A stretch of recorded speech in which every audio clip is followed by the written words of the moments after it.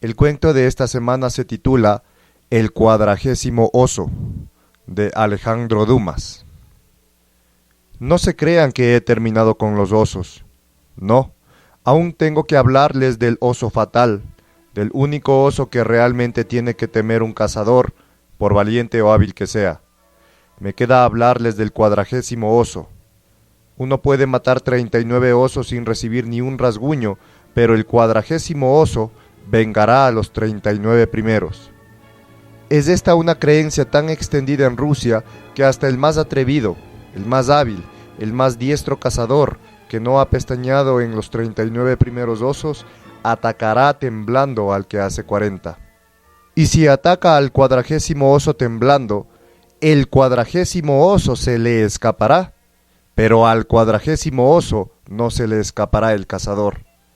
A la fuerza tiene que haber algo de verdad en todo esto, puesto que en Rusia hay 20, 30, 100 cazadores quizá que han muerto atacados por el 40º oso. Una vez muerto el 40º oso, el cazador ruso, si tenía la costumbre de cazar osos con cuchillo, los atacará con una navaja. Si tenía la costumbre de cazarlos con escopeta, los cazará con un revólver de bolsillo.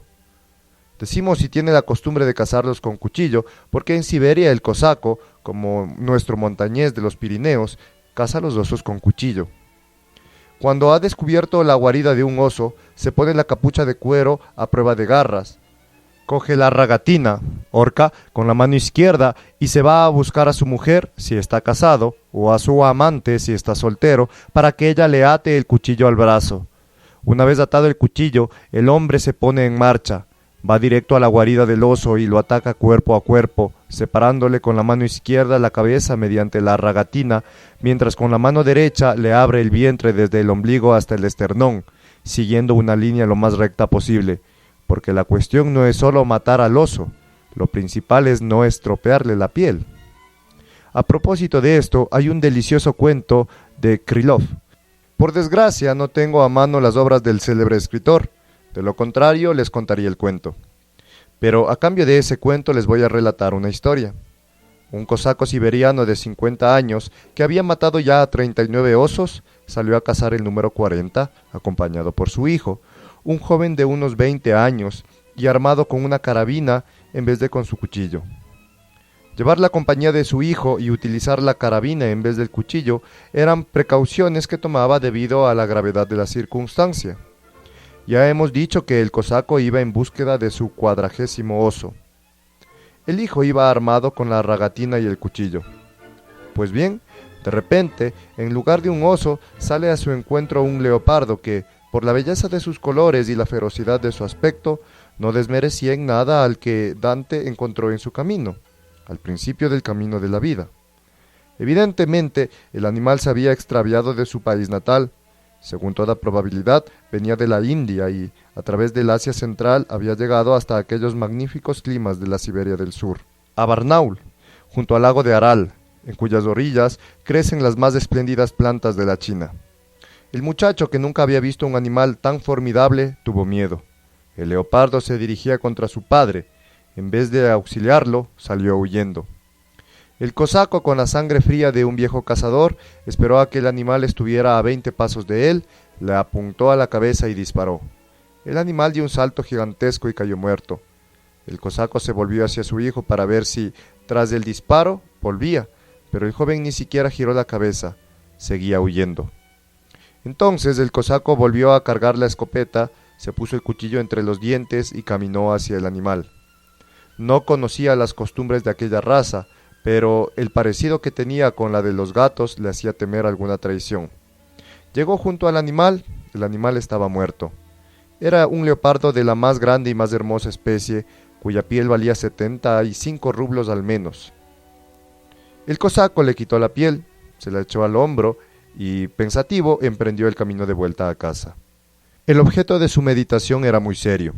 Se preguntaba qué pena merecía el cobarde que abandonaba a un amigo en el peligro, y añadía: el hijo que abandona a su padre es más que un cobarde, es un traidor. Cuando llegó a casa ya había dictado sentencia. Fue a buscar a su hijo, que se había encerrado en su habitación, y le ordenó abrir. El muchacho obedeció y cayó a los pies de su padre. Pero el padre, sin decirle para qué, le ordenó que cogiera un pico y lo siguiera. Él mismo cogió otro. Se llevó a su hijo a un cuarto de versta de la casa y allí, con el pico, trazó en el suelo un cuadrado de 6 pies por 3. Luego empezó a picar el suelo y con un gesto indicó a su hijo que hiciera otro tanto.